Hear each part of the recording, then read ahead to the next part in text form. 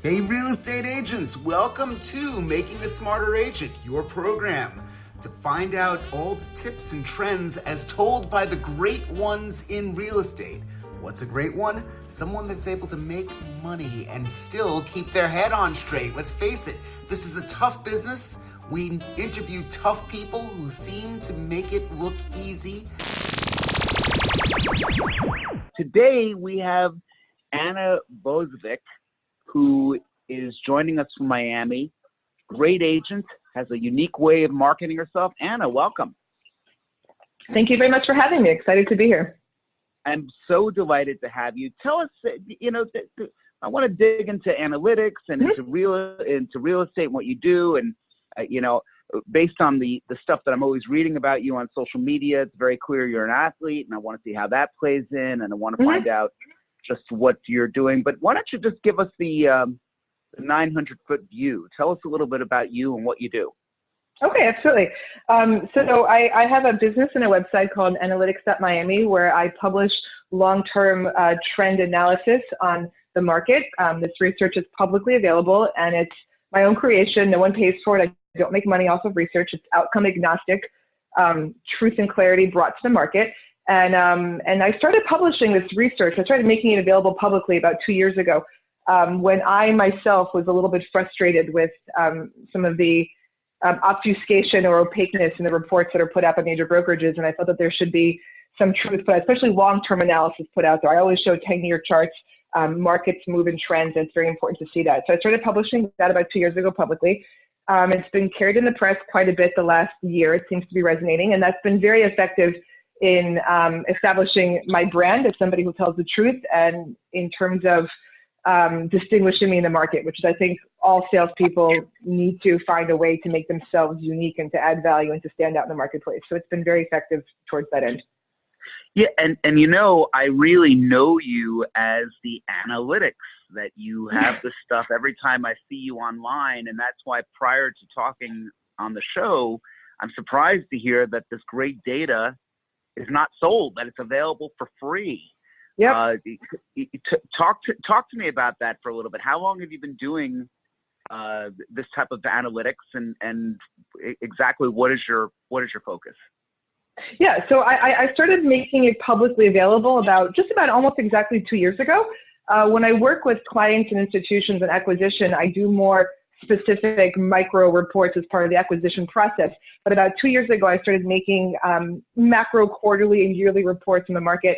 Residential, the reports that I put up there are for the resi markets because that's what most people in the press and most mainstream interest lies there, especially Miami Beach. There's a lot of attention. Miami and Miami Beach. There's a lot of attention paid to the condo market, for instance.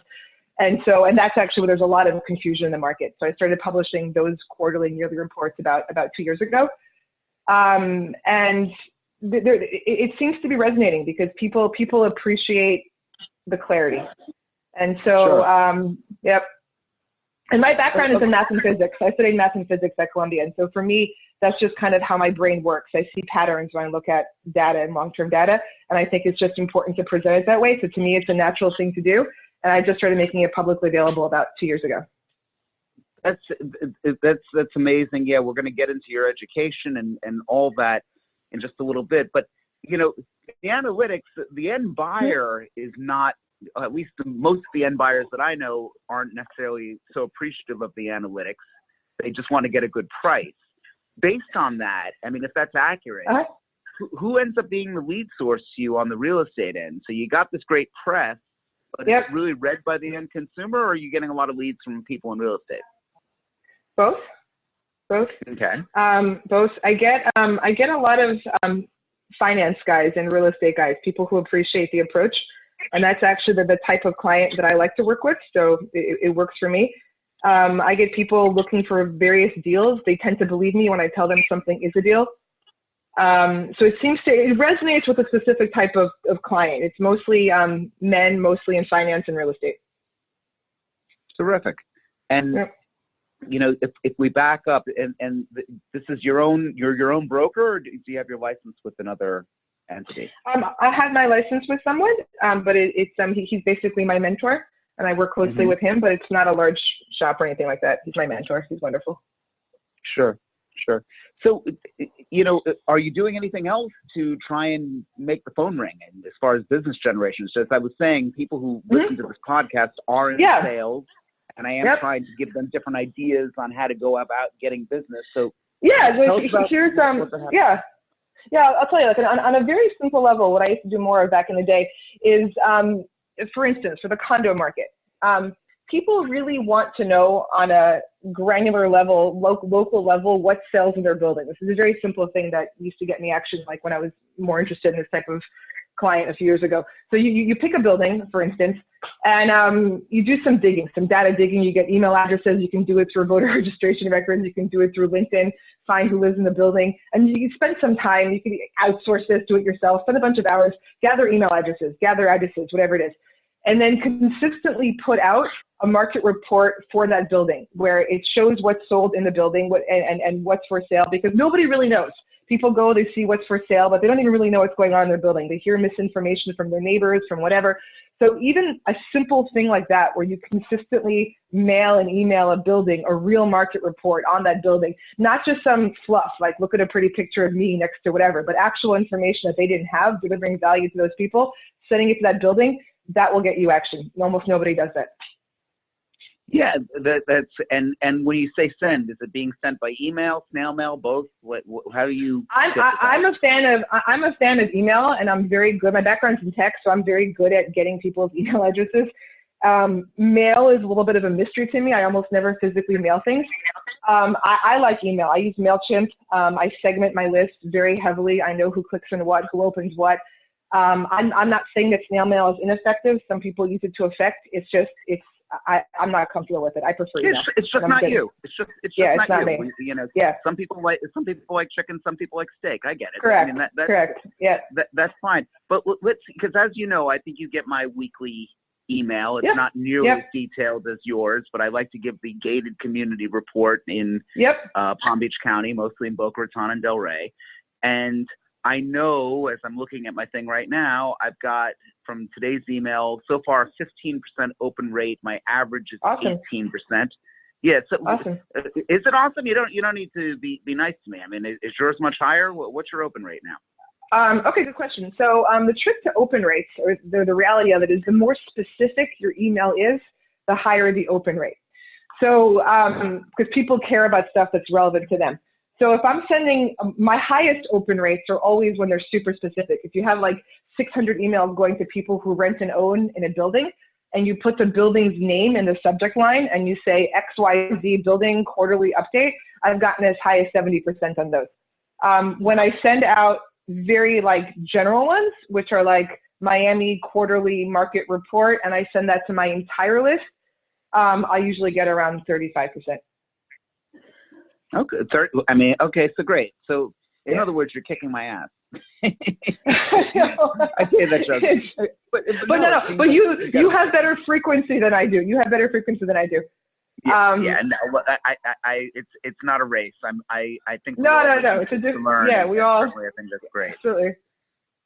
So that's great. But yeah, no. The trick to open rates is segmentation and specificity. The more specific you are to what's important to the person receiving the message, the more chance you have of them opening it. Okay. Well, for the agents in Tulsa, Oklahoma that's listening to this right now, and they're trying to dig in, and they heard the term clickbaiting, that if it says what's the price of my home and I click it, even if they don't fill anything out, they may want to sell their home. Right. Do you do any clickbaiting? Is there anything that you do within your emails to try and get some rain going here? Yeah, when I would do one specific to buildings, I would have something where I would say, click here and then fill in basic information. It would take them to a form where they would put in their unit number and a basic description of the condition of their property. And then I would tell them my thoughts on the value. So I would do that. But within the context of that clickbaiting, I think it's really important to deliver value. You can't just ask people to do things. You have to give them something. And so all those asks were in the context of an email that delivered value to them and gave them information they didn't have before. So you have to establish yourself as the expert and someone they trust, not just someone who's trying to get business from them. Wow. It's fascinating stuff. It's fascinating stuff. I want to ask a little bit more, but not before I make a couple points that, particularly to the northern agents and other agents that are listening that are down here, I will be hosting a conference, a real estate conference at St. Andrews Country Club in Boca Raton, Florida, on February 18th from 4:30 to 6:30. My two featured speakers, one of them is Howard Lauber, the chairman of Douglas Elliman, and the other one is Bruce Toll, the CEO of Toll Brothers. So if you're happening to be listening to this and you want to come to the event, please do drop me a line. There's multiple ways of reaching me, which you are probably seeing there. So with that little commercial pitch, I'll get back to Anna here. And I do, awesome. What a cool event. Anna, I'd love for you to come if you're free. It should be a really good, it should be very interesting to hear what these guys have to say.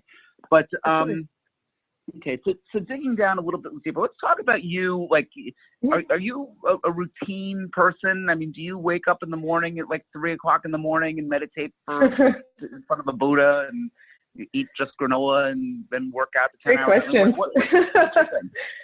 Great questions. I'm not a morning person. I am very much a night person. And most of my heavy thought work where I put out reports and do creative or intellectual work, that happens at night.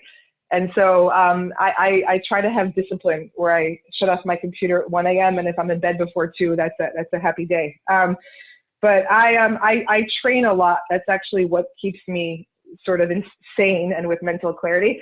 My days are all different depending upon if I'm I put out big reports quarterly and yearly. So during those weeks, I heavily focus upon that.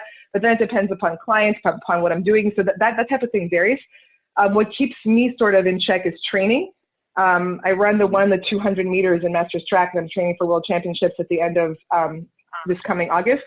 And I cross-train. I have the good luck of being able to train with a group of professional boxers that trains out of the famous Fifth Street Gym in Miami Beach.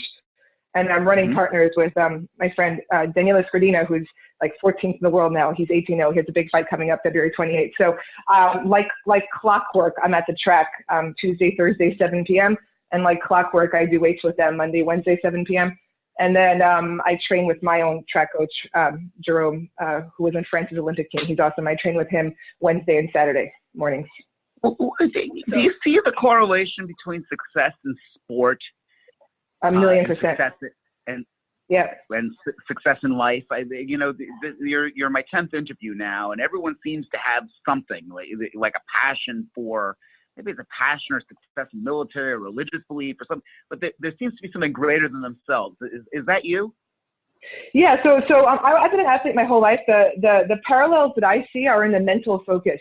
Winning at a high level in sports is the same mental focus, very similar mental focus to winning at a high level in business and life. You have to have clarity of thought, you have to have focus, and you have to believe. You have to believe that you're going to do it, because to win at the end, everyone's talented, everyone's tough, everyone's trained. That last little 5%, that's all mental. And it's creating a reality that you want in your mind and believing it. And it's the same thing in business. So it's that same type of focus. And so for me, those things overlap, and the better I do in sports, the better I do in life. And then also, I mean, I'm so busy, like when I go and train, it's not like going to the gym. It's like very intense. I train professional athletes, so it's very competitive. It's very intense. And there's no phone. I can't look at my phone. I can't talk. So it's a total shut off. That's like my meditation. It's a total mental shut off. You're in it 100%. And it's really what gives me mental clarity on top of the physical. That's amazing. Yeah. I've always been a big, believer in working out, even when I was at my heaviest. I think and I've mentioned this on the podcast before, I had bariatric surgery to lose 100 pounds. Amazing. And I'm extremely sexy right now. I think it's important that the whole audience knows that. That's awesome. Good for you. But on a serious note, I do think, I'm thinking about writing a blog called Cut the Fat, Bloat the Profit. I think that there's just so much to be said about that focus. And anyway, I just want to say that I've oftentimes read about your opinions on things, even some stuff that you've gotten into that's been somewhat controversial. And I've looked at it. I happen to agree with your viewpoints. But I said, here's a woman that's really passionate about it. And I've always liked you as a result of that. I've always felt that was great stuff. Thank you. Really sports has always been a big part of my life. And look, no one has to be crazy competitive. Just going out, doing something physical, it gets your circulation going, it gets the happy chemicals going in the brain, it helps you think. It's a good thing to do. Sure. So talk to me about business. How are sales? How was 2019? You know, without I don't know how far deeply I could go into your own business plans, but how many units did you sell, or you know, what did you grade yourself on, and can you share that with us? Yeah, without getting too specific about business stuff, 2019 was a really, really good year for me. I got a lot more press coverage, which was really helpful. Started getting bigger projects and bigger clients, which has always been my end goal. So it was an excellent year. 2010 is off to an awesome start. So I think it's just a matter of consistency, which is very important in this business. Consistency of message, consistency of brand, and just building it day by day by day, and the momentum builds. So it's been very good. Can't complain. That's great. Do you work with an assistant? Yes, and he's amazing. Okay. Do you have wonderful. Is there a team? I mean, but talk to me about the structure. An agent listening in on this thing, terrific. You got the vehicle to get the press because you're smart, and you got that stuff. So now you got the stuff coming in. What happens to a lead when they come through? Walk me through the process. Yeah, good question. I also want to emphasize on press and exposure and all that stuff. The key to that really is, it's not magic. The key to that is adding value. Like, you have to add unique value, and that's what differentiates you in the marketplace, to clients, to the media, to whatever it is. You can't just, you know, it's one thing that frustrates me in this industry. People think it's cute marketing when you just put your picture next to a house. Everybody does that. The world is full of pretty girls and handsome guys who can do that. You have to find a way to add value and differentiate yourself, and that's what gives you that longevity, and that's what builds momentum. So when I get a lead, the first thing that I do when I get a lead is I try to evaluate how serious and high probability they are, because I don't have a large team yet. That's actually part of what I'm doing this year, is adding people and building a team. I started doing that at the end of last year. And so for me to spend time on something, I have to make sure that they're real, or as sure as I can be if they're a buyer, right? So the first thing I do is evaluate the lead. I strongly suggest everyone do that. We only have so many hours in a day, and you want to work on as high probability leads as possible. Mm-hmm. So that's the first thing I do. Is that restricted to buyer leads, seller leads? I mean, I would all guess of the above, everything. Okay. So for sellers, for sellers, like, you want to make sure that they'll listen to you, especially in the Miami market. The Miami market, as I'm sure you know, has an extreme oversaturation of inventory. We're floating around all-time highs for inventory. So in any given building could have like 20 listings and 2 sales in the last 6 months, right? And so taking a listing from a client who doesn't trust you and who won't price the way you think it should be priced is a complete waste of time. It's actually a waste of your money. It's a waste of your time. So you have to really evaluate to see if the client respects your expertise and your guidance, or you're wasting your time in a down market. So it applies to buyers and sellers. Gotcha. And break it down for me. What percentage of your business are buyers, and what percentage are sellers? Yeah, last year was more buyers than sellers.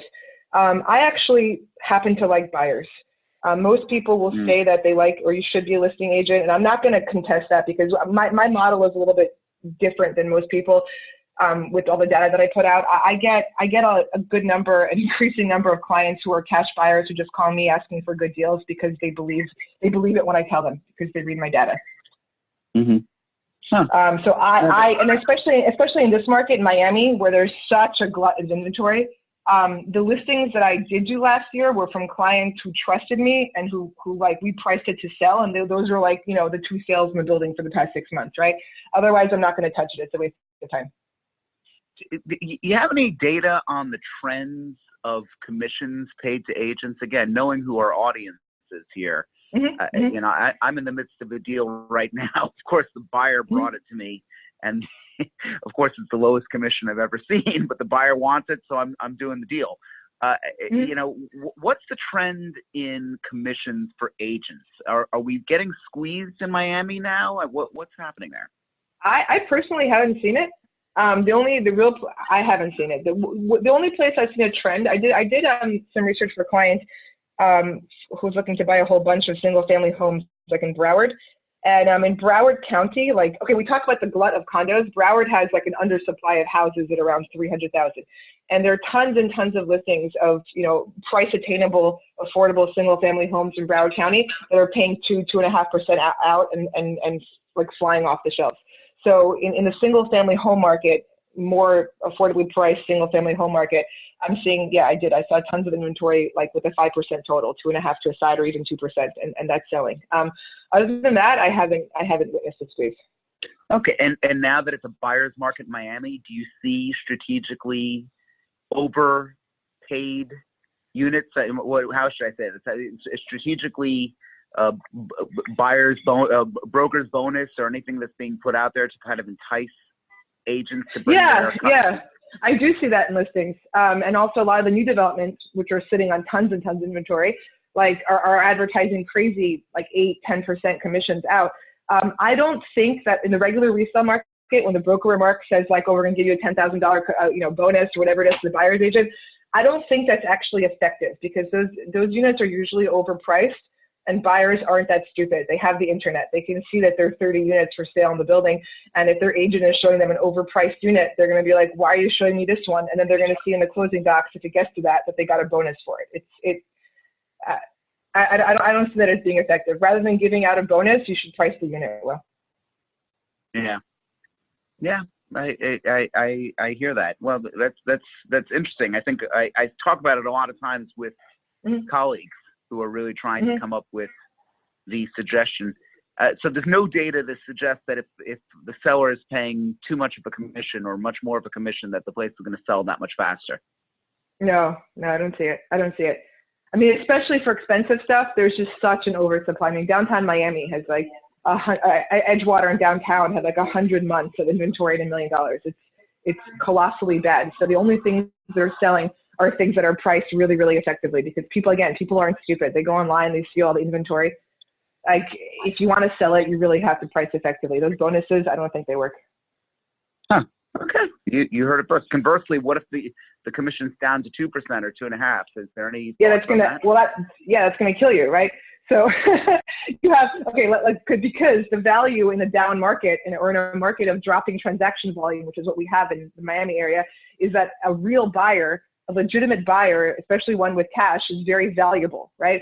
So if you're a buyer's agent and your client is a buyer and your client is serious and they have cash and they're going to spend $1 million or whatever, they're going to spend whatever they're going to spend, and you have the whole city to pick from because there's 100 months of inventory, are you going to take them to a listing paying 2%? Absolutely not. You're going to skip it and go to one of the other 20 that are for sale. Okay, so sellers, you heard Anna say it. It wasn't me. No Come on, it's true.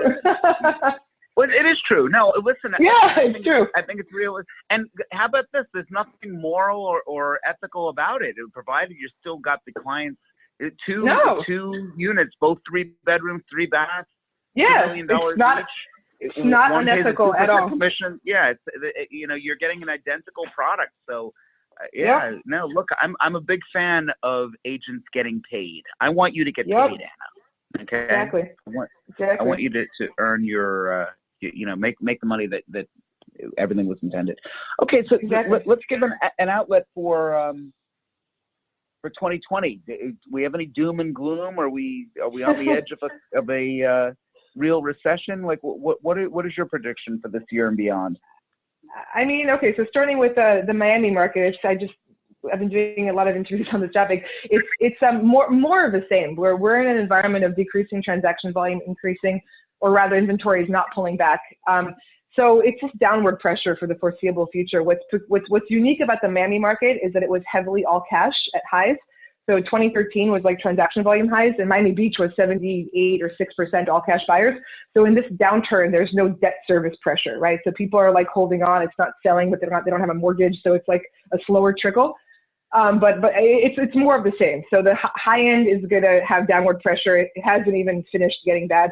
At the same time, in this region in South Florida, we have an undersupply of price attainable housing. Like the Miami-Dade area has the highest percentage of cost burden renters in the nation, people paying more than 80% gross on rent. So anything that's affordable is an undersupply. Anything over $500,000 for condos, like around $750,000 for single family, is an oversupply. And the higher you go in price, the worse the market is. But we're seeing that nationwide. Like there was an article in the Wall Street Journal 2 days ago that there's like 7 or 5, whatever it was, years of inventory in the Manhattan luxury condo market. It's the same thing. So all these things are symptomatic of end of credit cycle behavior, right? Where we've had like the longest bull market ever. We had record low, interest rates. The Fed fund rate is still super low. So all this stuff is indicative that we're at the end of the credit cycle. So when it turns, I don't know, is it this year? Is it next year? No one has a crystal ball, but that's where we are. And that's why we're seeing a slowdown in New York City also. Miami is just a newer, more volatile market. So the downturn here started sooner than New York, but it's the same pattern. Sure. How much New York refugees are you seeing? I mean, when you make your sales, do we have a lot of people moving from high taxed areas to Florida? It's hard to know where everyone comes from, but it's whoever is coming, they're not offsetting the decline. We have another year of transaction volume decline. So if whatever New Yorkers are coming, they're not picking up the slack. Transaction volume keeps dropping. That's just the honest truth. So I don't know where they're going. If they're coming, it's hard to say, but overall volume keeps dropping. Okay. Wow, you heard it here. And, anything else? I with your permission, I want to volunteer your contact info in the show notes so, people can know where to get in touch with you. Anna, this has been a blast. I think you really do have some great insights. And anything else you want to let the audience know before we conclude? Yeah, I would just say, if everyone out there, just really, really focus on adding value. You can't just sell to people all the time, right? Add value, then people come to see you as a resource for information that differentiates you, and then they trust you. Look, markets always go up and down. I don't mean it the gloom prospect. It's just the nature of market cycles. Know where you are in the market cycle, add value, and you can make money in any part of the market. If you're seen as somebody who adds value, people will come to you. Thank you for listening to Making a Smarter Agent. Do me a favor. If you liked Making a Smarter Agent, please go to Apple Podcasts or any of the podcast services you might be listening through and give me 5 stars. I look forward to seeing you next time. And remember, connect with Rain Nation, that's RAIGNATION, on Facebook. It's part think tank, part group therapy for realtors, all coaching, and it's affordable. Please tune in again next week to listen to another exciting episode of Making a Smarter Agent.